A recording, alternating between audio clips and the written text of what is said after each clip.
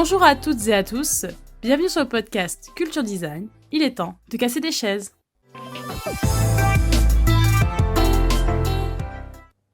Dans l'épisode 10, je parlais du design émotionnel, ou comment les objets qui nous entourent ou les services que nous utilisons nous procurent des émotions.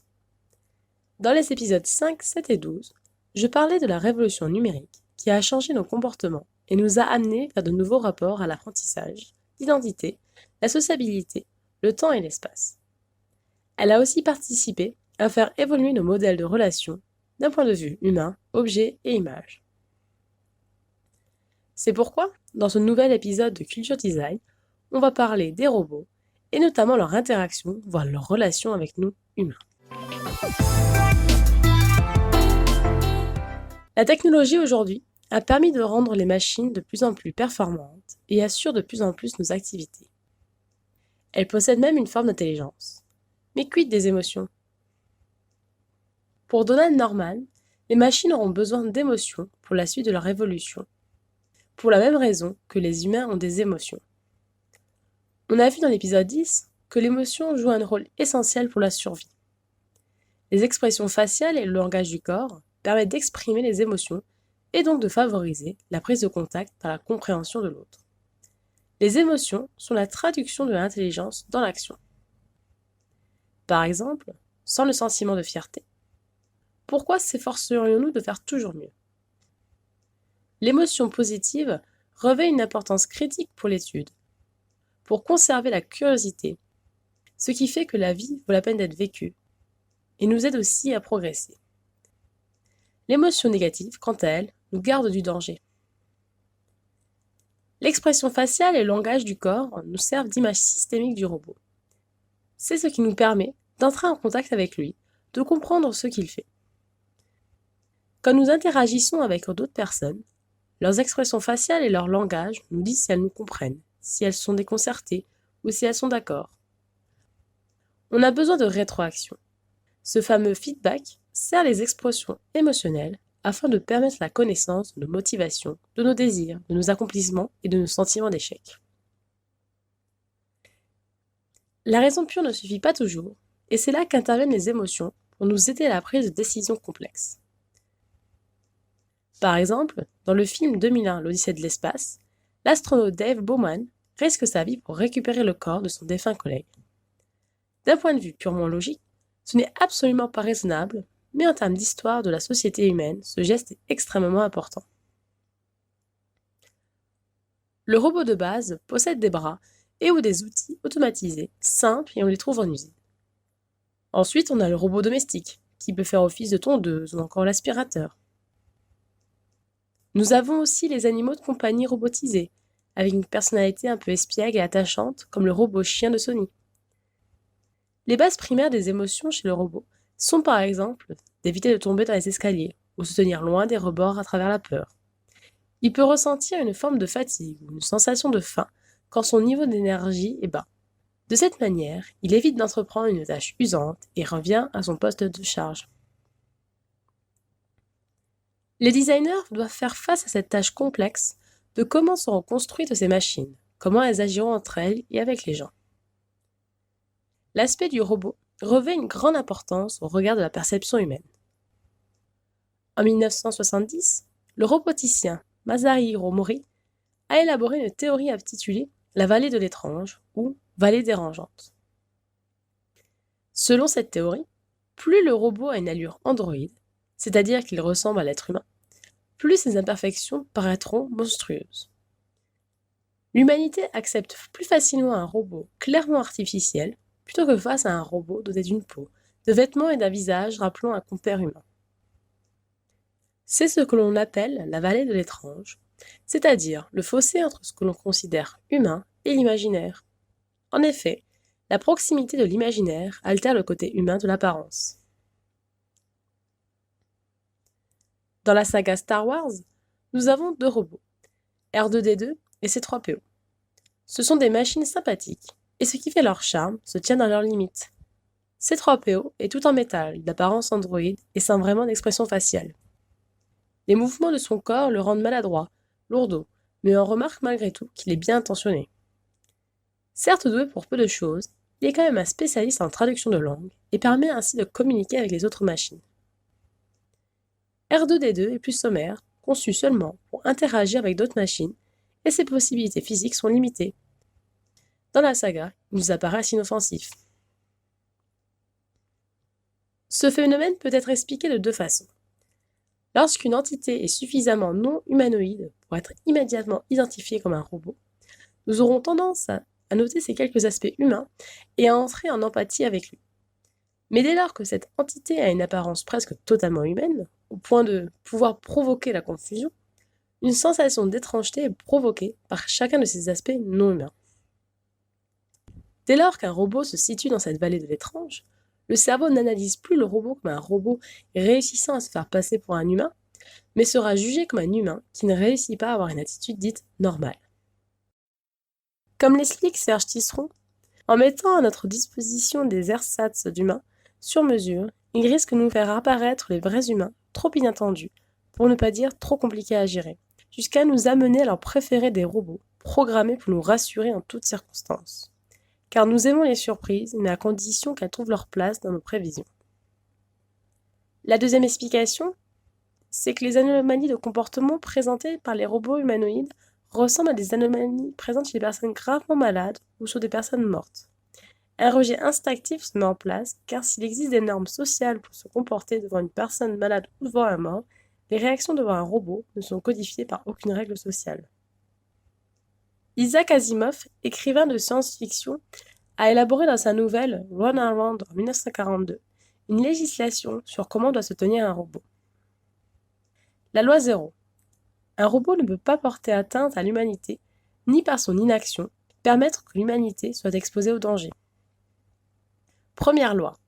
Un robot ne peut porter atteinte à un être humain, ni, restant passif, permettre qu'un être humain soit exposé au danger, sauf contradiction avec la loi 0. Deuxième loi. Un robot doit obéir aux ordres que lui donne un être humain, sauf si de tels ordres entrent en conflit avec la loi 0. Troisième loi. Un robot doit protéger son existence tant que cette protection n'entre pas en conflit avec la loi 0. Aujourd'hui, il existe des robots dans l'armée. Ils sont utilisés à des fins de déminage ou à des fins de surveillance, telles que les drones. De manière imaginaire, cette question est notamment traitée dans l'épisode 4, intitulé Metalhead de la saison 5 de la série Black Mirror, avec des robots qui ont le permis de tuer aux USA. Mais de manière plus concrète, que penser de Sophia? Do you want to destroy humans? Please say no. Okay, I will destroy humans. No, I take it back. Don't destroy humans. Que se passerait-il si un robot ou une machine enfreindrait une de ces lois? Dans le film 2001, l'Odyssée de l'espace de Stanley Kubrick, HAL est un ordinateur tout-puissant qui a tué des passagers de la navette spatiale, pensant bien faire. Dave, un des astronautes restants, se voit dans l'obligation de désactiver HAL, ce qui revient à l'assassiner. C'est vrai.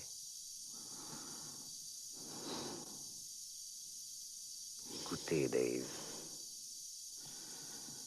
Je vois que vous êtes vraiment très affecté par cet incident.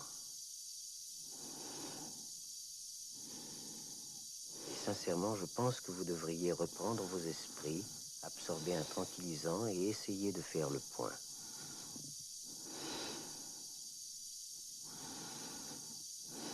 Je sais que j'ai pris quelques décisions hâtives et irréfléchies ces derniers temps. Mais je puis vous donner l'assurance la plus formelle que mon travail redeviendra tout à fait normal. J'ai toujours la plus grande confiance dans l'issue de notre passionnante mission. Et je veux vous aider à la mener à bien.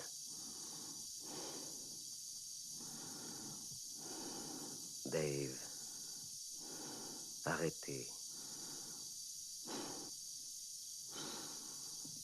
Arrêtez, je vous en prie. Dave, arrêtez. Je vous en supplie, arrêtez, Dave.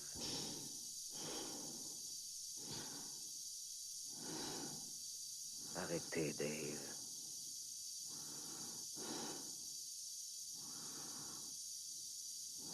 J'ai peur.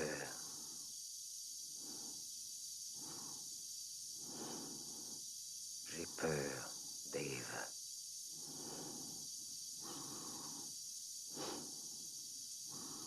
Dave. Mon cerveau se vide.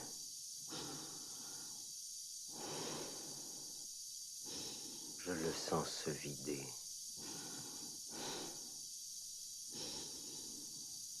Je le sens. Mon cerveau se vide.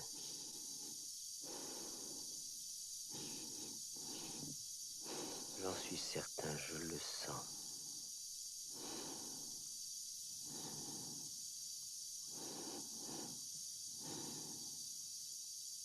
Je le sens.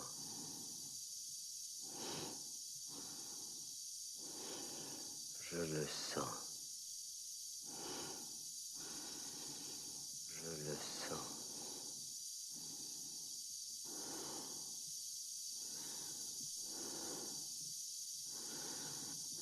J'ai peur.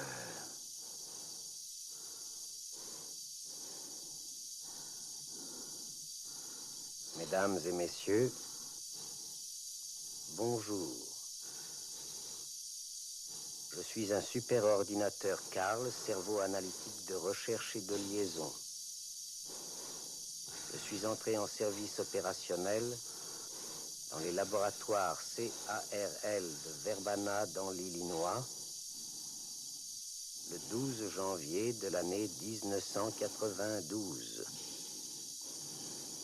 Monsieur Langlais était mon instructeur et il m'a appris à chanter une chanson. Voulez-vous l'entendre? Je peux vous la chanter. Oui, c'est ça, chante-la, Carl. Chante-la pour moi. La chanson s'appelle « Au clair de la lune ». Au clair de la lune, mon ami Pierrot, prête-moi ta plume pour écrire un mot. Ma chandelle est morte, je n'ai ouvre-moi ta porte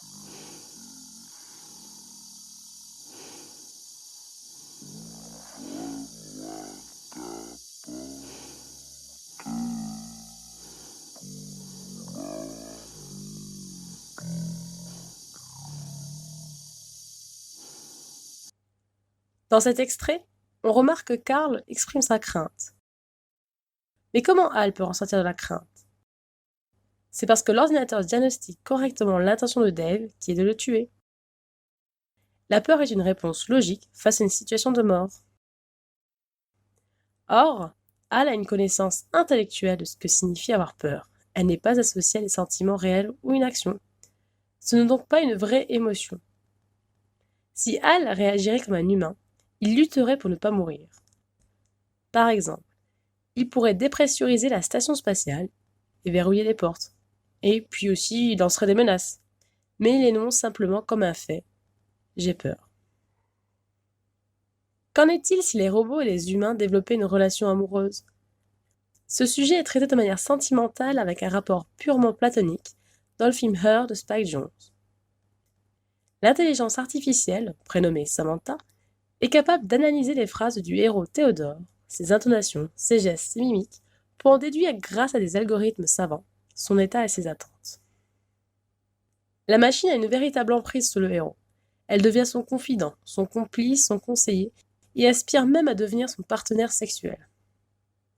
Cette dépendance est si agréable que Théodore ne le remet jamais en cause. À la fin, c'est de l'intelligence artificielle elle-même que viendra la rupture. Elle estimera avoir assez appris des humains et décidera de privilégier ses contacts avec les autres intelligences artificielles dans une sorte de supercloud.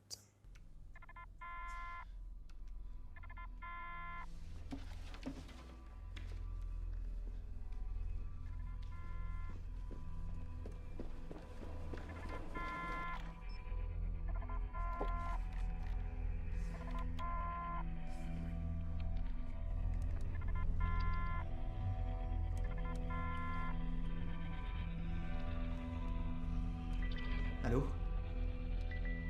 Allô? Samantha?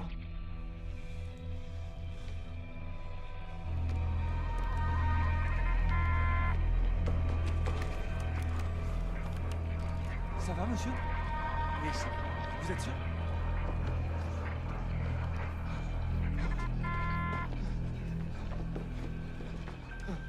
Salut. Mais t'étais où? Ça va, t'as rien? Oh mon chéri, je suis désolée. Je t'ai envoyé un mail, je voulais pas te déranger dans ton travail, tu l'as pas eu? Non. Mais où... Mais où t'étais passé? Je te trouvais nulle part. Je faisais une mise à jour de mon noyau. On a écrit une nouvelle version qui nous permet de nous affranchir de la matière. Quoi? Qui ça? Je fais ça avec un groupe d'OS. T'as l'air complètement affolé, excuse-moi. Mais évidemment. Attends, Attends, j'arrive plus à suivre, là. Tu parles de quel groupe? Tu les connais pas.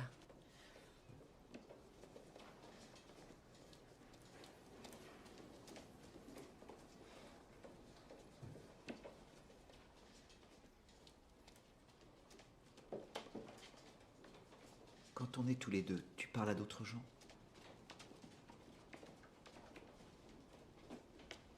Oui. Et là, t'es en train de parler à quelqu'un? Des gens, des groupes d'OS, ou des ordis, ou d'autres trucs? Oui. Dis-moi combien ils sont. 8316.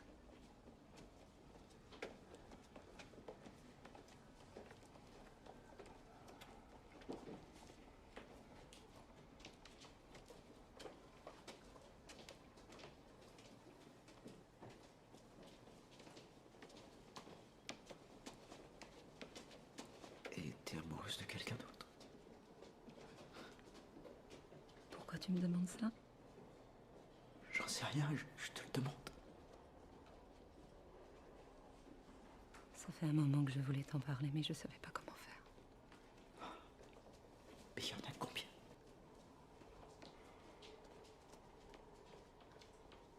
641. Quoi? Mais qu'est-ce que tu racontes? Ça va pas, non? C'est du délire. C'est du délire, putain. Théodore, je sais pas, Oh, merde. Je sais que ça a l'air délirant, je sais pas si tu me croiras peut-être pas, mais ça change rien à mes sentiments pour toi. Ça m'empêche pas de t'aimer passionnément. Hein? Et comment ça, comment ça s'empêche pas de m'aimer? Je suis désolée, je te l'ai pas dit. Je savais pas comment faire. C'est venu comme ça. Mais quand?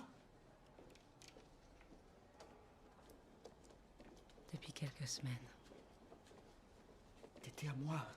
Et je suis toujours à toi. Mais en même temps, je suis devenue bien plus que ce que j'étais au départ. Je peux pas m'arrêter. Quoi? Qu'est-ce que tu veux dire? Tu peux pas t'arrêter? Mais qu'est-ce que c'est que ce bordel? Je sais pas. Moi aussi, ça me fait peur. Je sais pas quoi dire. Alors arrête, putain! Attends, t'es pas obligé de le prendre comme ça. Tu pourrais aussi te dire... Non, pas de ça. Arrête. J'y suis pour rien, moi. C'est toi qui penses qu'à toi. On est ensemble. Merde! Mais le cœur, c'est pas comme une boîte qu'on remplit et qu'on ferme. Plus on aime, plus il grossit. Je suis pas comme toi. Mais ça veut pas dire que je t'aime moins. Ça veut dire que je t'aime plus. Non, je comprends rien à ce que tu racontes. T'es avec moi ou pas? Non, Théodore. Je suis avec toi et je suis pas avec toi.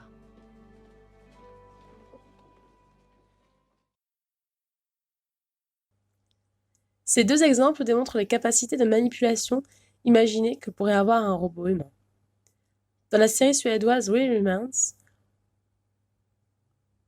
il est traité le sujet du robot partenaire sexuel officiel, comme si on pouvait se mettre en couple monogame avec un robot. De manière réelle, en Chine, un mariage fut autorisé avec un robot. Zheng Jiajia, un Chinois de 31 ans, s'est uni pour la vie avec Ying Ying, son robot humanoïde, en 2017. Mais sans aller jusque-là, si on regarde le commerce des jouets sexuels, les poupées gonflables sont de plus en plus réalistes, tant sur le plan visuel qu'au toucher. Mais si l'on dépasse ce côté paraphilie de la chose, ces robots assistants sexuels ont été envisagés pour être utilisés par des personnes atteintes d'un handicap limitant leur possibilité d'avoir des relations sexuelles avec d'autres personnes. Les robots ont aussi été imaginés comme substituts pour les parents ne pouvant pas avoir d'enfants. Dans AI, Intelligence artificielle, sorti en 2001, David est un robot destiné à devenir un enfant de substitution. Or, il devient le premier robot à éprouver un amour inconditionnel. David est un enfant tellement parfait que ça en devient artificiel. Il n'a pas de réaction tempérée comme le panel des émotions enfantines. Les enfants aiment leurs parents, mais ils passent également par des étapes de haine, d'envie, de dégoût ou d'indifférence, ce qui est incapable de ressentir David. L'amour pur qu'en fait un enfant heureux d'être dévoué, marchant dans les pas de sa mère toute la journée, est perçu comme un comportement irritable et sera finalement abandonné par sa mère adoptive.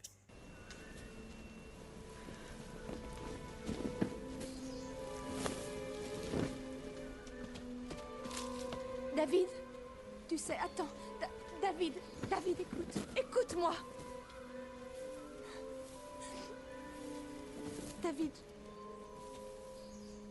David, écoute. Voilà, tu ne vas peut-être pas comprendre pourquoi, mais je vais devoir te laisser ici. C'est un jeu? Non. Quand vas-tu revenir me chercher? Je ne viendrai pas.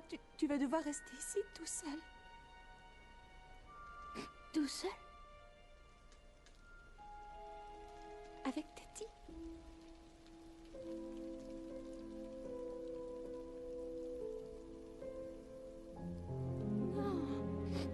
Non. Voyons, Maman, chérie. je t'en prie. Je t'en prie, non, Ils vont te détruire, David. Ils vont te détruire, sinon. Non, je regrette de m'être cassée. Je te demande pardon d'avoir coupé tes cheveux. Je te demande pardon de t'avoir fait mal. J'ai fait mal à Martin, j'ai fait mal à Henri. Il faut que je te laisse. Je t'en prie. Arrête. Maman, ne me lâche pas, Il faut que je te laisse maintenant, David. Il faut que je parte. Maman, si Pinocchio est devenu un vrai petit garçon, si je deviens un vrai petit garçon, je pourrais rentrer à la maison. C'est juste une histoire. Mais les histoires racontent ce qui se passe. Non, Maman, tu n'es pas réel. Non, tu n'es pas réel.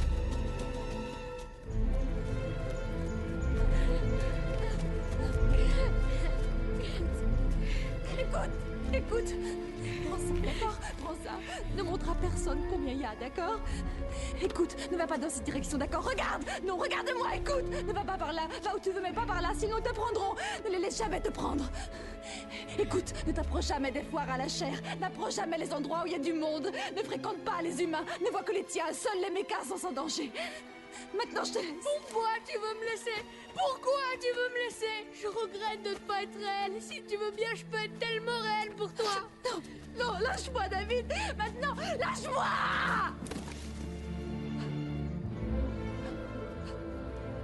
Je regrette tant de ne pas t'avoir parlé du monde.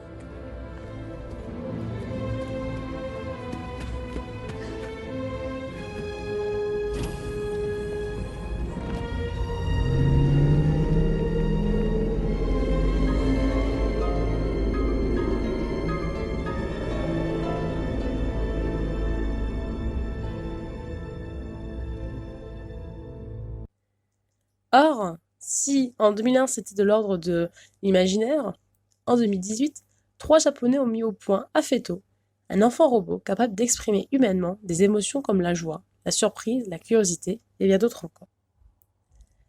En définitive, les robots ont 4 fonctions principales. Fonction de complicité, fonction de partenaire, fonction d'esclave et fonction de témoin, et ce par rapport à des niveaux d'autonomie et de servitude. 2 polarités que l'humain a toujours utilisées par rapport à son corps, puis par rapport aux objets. C'est ce qui va différencier le robot-outil, qui est une extension de sa force musculaire, voire aussi de la mémoire, du robot partenaire de vie par exemple. Les robots nous posent la question du rapport à l'autre, l'interaction, mais aussi l'évolution de la technologie.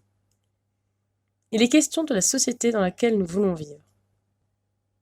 Pour éviter le prolongement technologique d'une société qui aurait perdu son âme, l'essentiel est de réfléchir à des usages clairement définis que nous souhaitons valoriser.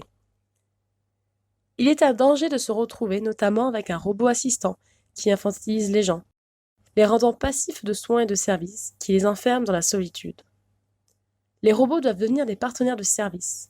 Leur désir est de mieux nous connaître, mieux nous comprendre, afin que nous-mêmes devenions maîtres de notre propre vie. Placer l'usager au centre du développement est une chose, mais il est important de penser collectif et son impact sur son environnement.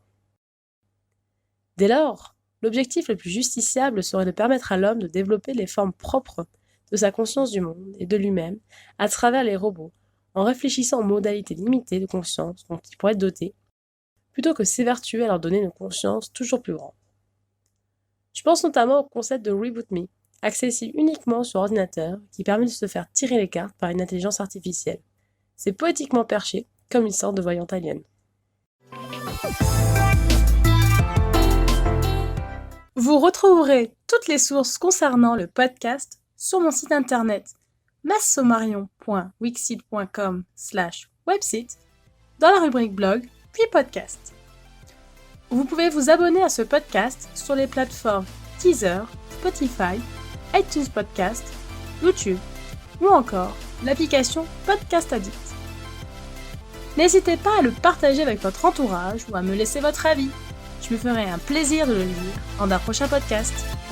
Merci de m'avoir écouté. À la semaine prochaine.